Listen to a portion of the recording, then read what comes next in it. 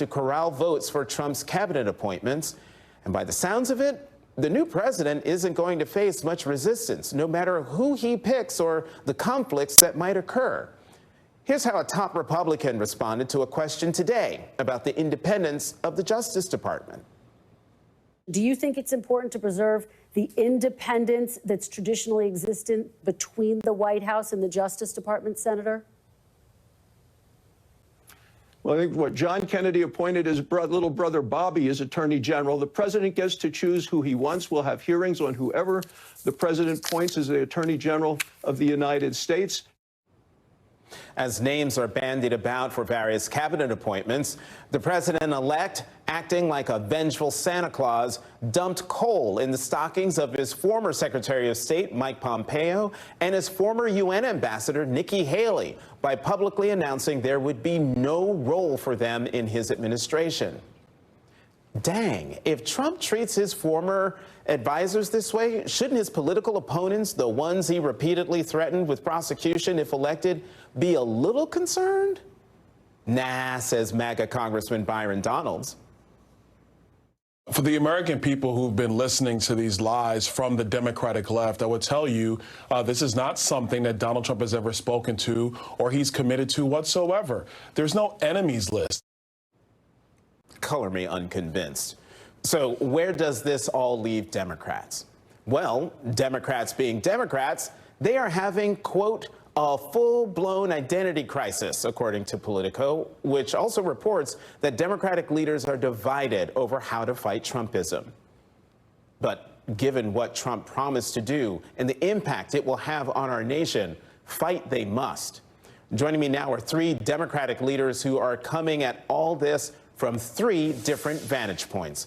Congresswoman Nanette Barragan of California is the chair of the Congressional Hispanic Caucus. Congresswoman Barbara Lee of California has served as the chair of the Congressional Black Caucus.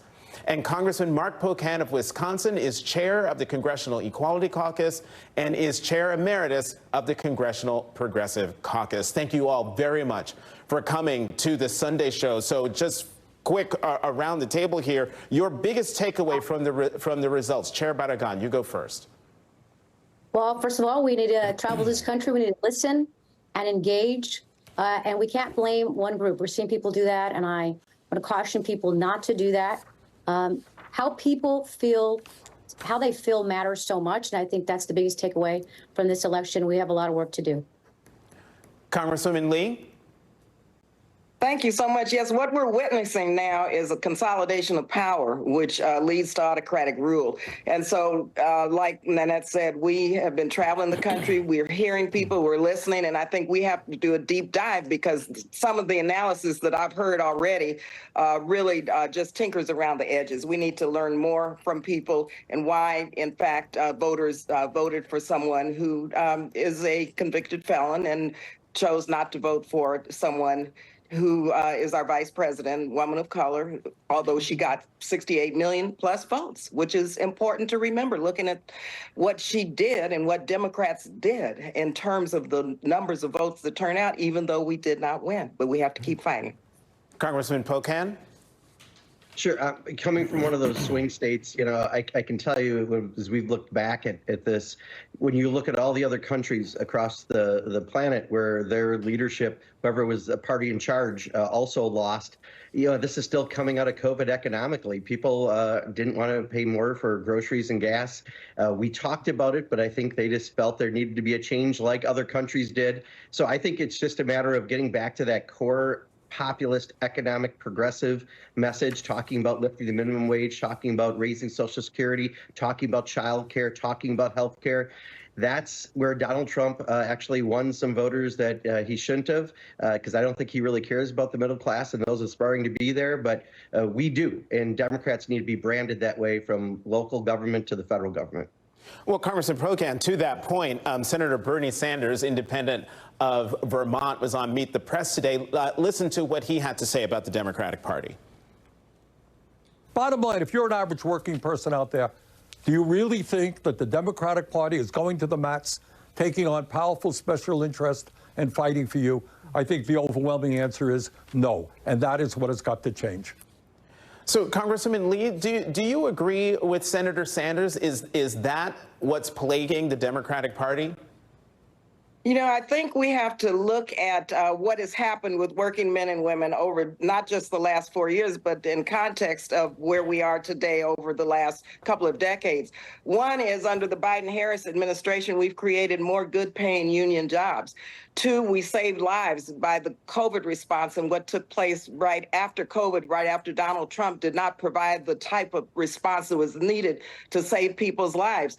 Three, I think that part of what we have not done correctly is communicate the fact that we are the party of the working class. There are people of color in the working class, and we've been the party for unions all along. The Republicans have not supported our labor working men and women. We've supported increasing the minimum wage to a living wage.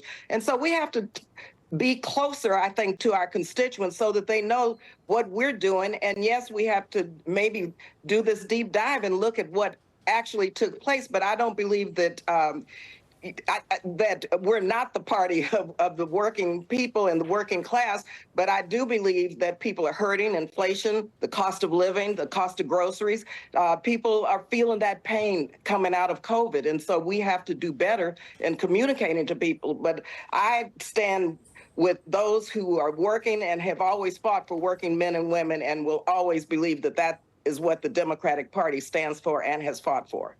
So then, Congressman Barragan, to Congresswoman Lee's point, the Democratic Party used to be the party of the working people, the working class, people of color, and yet we saw Donald Trump improve his standing among voters of color, both African American, although percentage-wise not as much as, say, Latino Americans.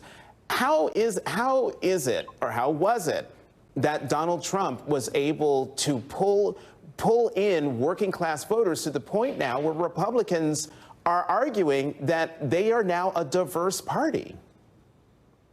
Well, first of all, I think Democrats are the party for working class folks and middle class folks. And we see Donald Trump and Republicans are for the billionaires and the millionaires. Look, John, there's a lot of reasons and factors that played here. One of them is the misinformation and disinformation out there. We even saw Trump do that. And Vance do that. They try to say they saved the Affordable Care Act. They try to say they were the ones that implemented the $35 insulin cap, when we know that was really House Democrats. So I think you're going to continue to see more and more of this in the next term. Well, Trump and Republicans will try to take credit for all the things Democrats have done. But the first thing we've got to do is we've got to listen. We've got to engage. We can't tell people how they feel. We have to listen to them on how they feel and maybe why something is not working for them. And I think that is the first step, is acknowledging how people feel, responding to that, and then doing engagement. We can't wait for election season.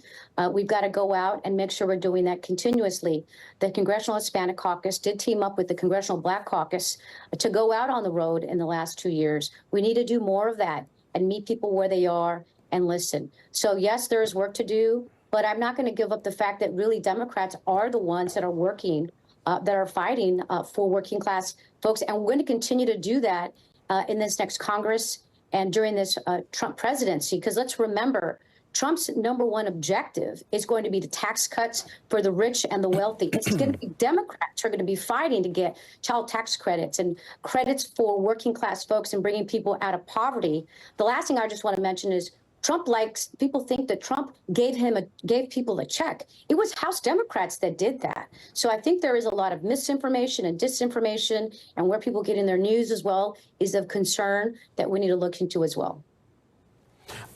You know what? I'm going to go to break just a little early, so we're going to push some of the extra time that we're saved into the next block. Don't go anywhere. I'll have more with my panel on what to expect in the next Congress with Donald Trump in the White House, and later the strong reaction to Nancy Pelosi saying Vice President Harris would have been a stronger candidate if President Biden has stepped aside sooner, including from one of my MSNBC colleagues.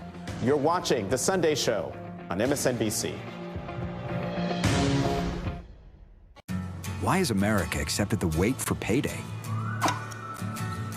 when life doesn't wait for you to get paid?